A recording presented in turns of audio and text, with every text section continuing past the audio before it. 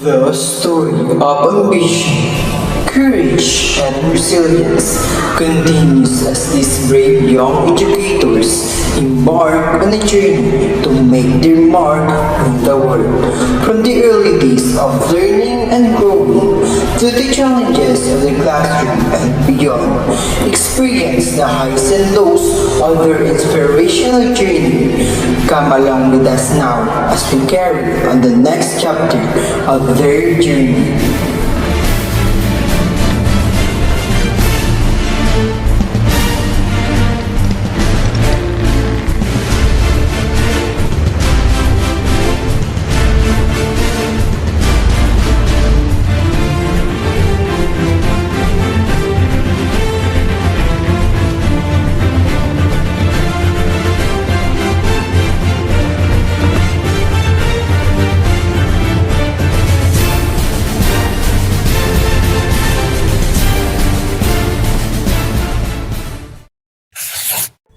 Welcome to Activity 5. In this activity, we will be focusing on the main 5 assessment and reporting. Assessment is an inevitable part of the teaching-learning process. It determines the effectiveness of the curriculum and at the same time, it evaluates the learner's performance. Different assessment tools can be utilized throughout the process where feedback is drawn. In this activity, we will be engaged in varied opportunities which will help us understand better assessment process.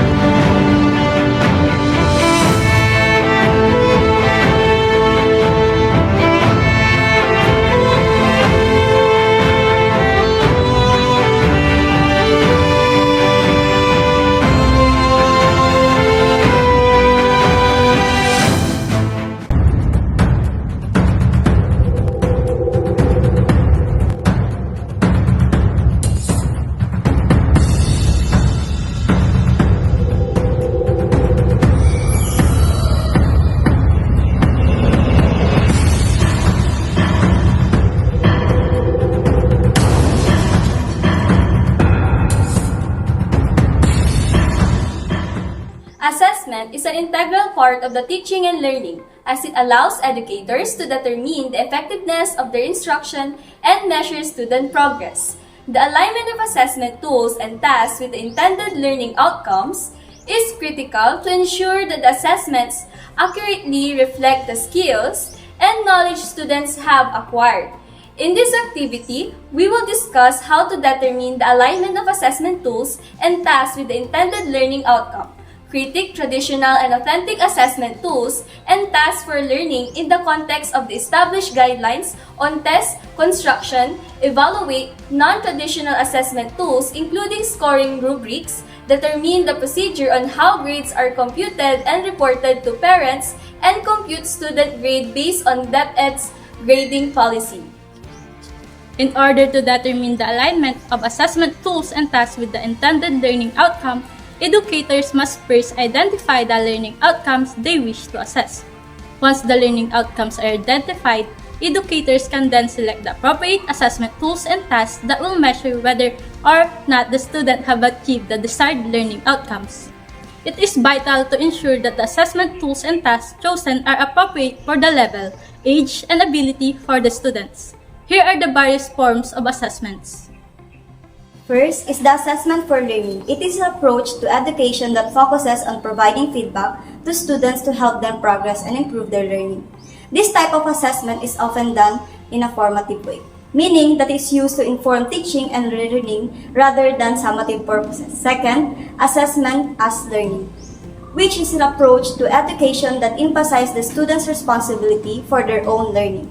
It focuses on the students' active engagement in the learning process and encourages them to self-assess and reflect their own learning.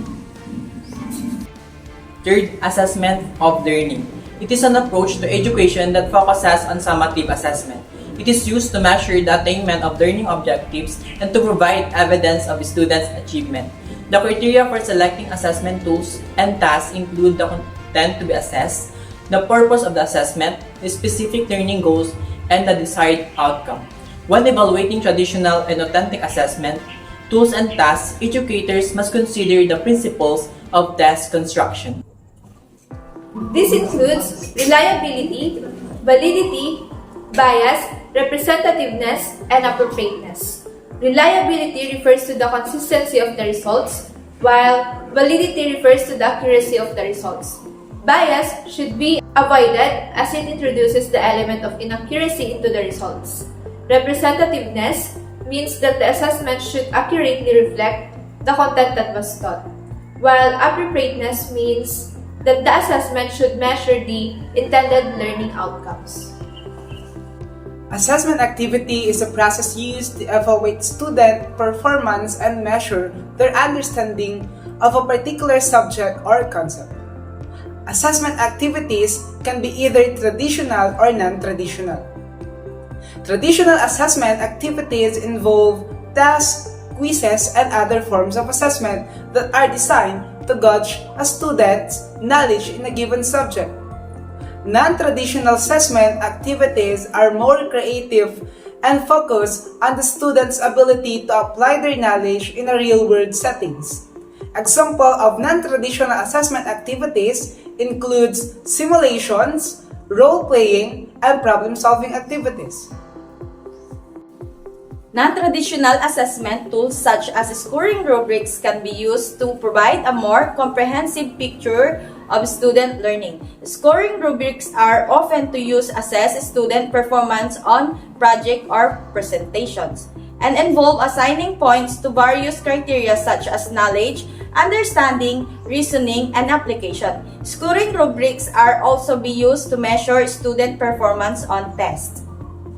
The procedure on how grades are computed and reported to parents should be clearly outlined in the school's grading policy. The policy should define the criteria for assigning grades, the weight of each criterion, and the procedure for calculating and reporting grades. The grading policy should also specify the types of assessments used to evaluate the student's performance and the criteria for assigning grades. Finally, students' grades should be computed according to DepEd's grading policy. The DepEd grading policy requires that grades be based on at least 2 assessment tasks, with each task weighted equally. The task should be selected based on the learning outcomes and the content of the course. The grade should then be calculated by taking the average of the 2 assessment tasks and assigning a grade according to the criteria outlined in the grading policy. In our interview with Ma'am Claveria, she said that she follows guidelines and uses the criteria in DepEd Order No. 8 Series of 2015 for assessing and grading students. Generally, the computation involves 3 various criteria such as written works, including assignments, quizzes, and tests, and performance tasks, includes projects and presentations, and quarterly assessment includes periodic exam. Each criterion carries a specific weight or percentage in the overall grade computations. On the other hand, the grades and performance of the learners will be reported to the parents on card day. The teacher will have a one-on-one talk with the parents to discuss the pupils or their child's performance inside the classroom. Overall, determining the alignment of assessment tools and tasks with the intended learning outcomes is essential for measuring student progress and evaluating the effectiveness of instruction. Educators must consider the principles of test construction when evaluating traditional and authentic assessment tools and tasks, and use non-traditional assessment tools such as scoring rubrics to provide a more comprehensive picture of student learning. The procedure for computing and reporting grades should be clearly outlined in the school's grading policy, and grades should be computed according to DepEd's grading policy.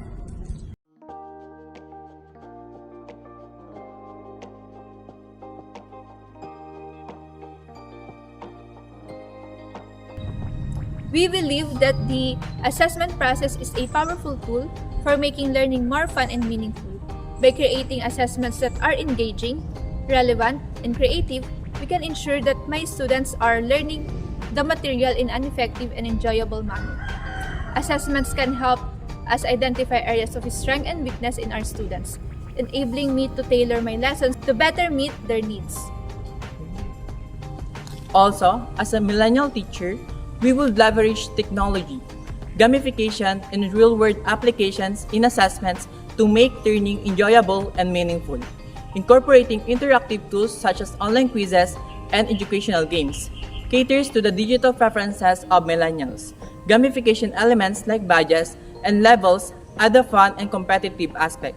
By connecting assessments to real-world scenarios and encouraging project-based learning, we aim to show the practical relevance of classroom knowledge.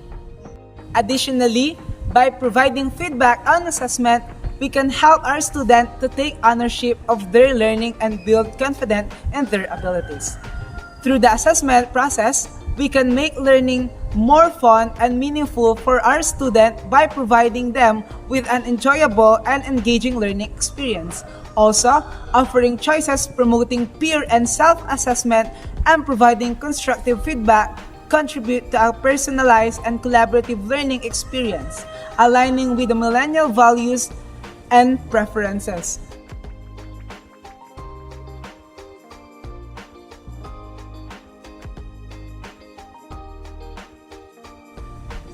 To alleviate the peer assessment, we would create a supportive and inclusive classroom environment, emphasizing assessment as learning opportunities rather than tests, and implementing varied, engaging assessment methods that are catered to diverse learning styles.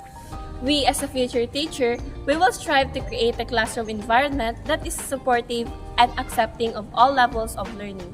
We will ensure that we provide clear and consistent feedback to our students so that they understand what is expected of them and what they need to do to achieve success. We will also take the time to listen to our students and understand their individual learning styles in order to better support them during assessment. Additionally, we will encourage the students to take ownership of their learning and set personal goals, recognizing that individual success is more important than grades or scores. Finally, we will celebrate successes, big and small, and make sure that the students understand the assessment is simply a tool to measure progress and help them reach their goals.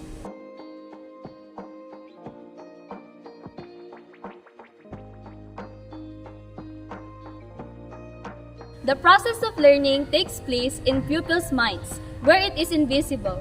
This implies that learning assessments based on performance are necessary. Performance can be assessed by formal or informal, high or low stakes, anonymous or public, individual or group assessments. To put it briefly, teachers have a great deal of responsibility and caution when it comes to making sure that pupils are learning, taking into consideration the disparities in their learning capacities and utilizing a range of teaching techniques. We, as the teacher, we would address evaluation challenges by implementing a multifaceted approach.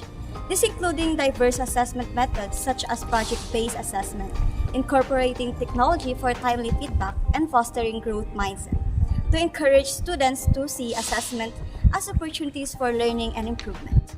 Also, to address challenges in evaluating students' performance and providing feedback, you could implement a combination of formative assessment, personalized feedback, session, and utilize technology for more efficient grading. Additionally, incorporating peer assessment and project-based evaluation can offer a more holistic view of student abilities. Regular communication with students and fostering an open dialogue about their progress can enhance the feedback process.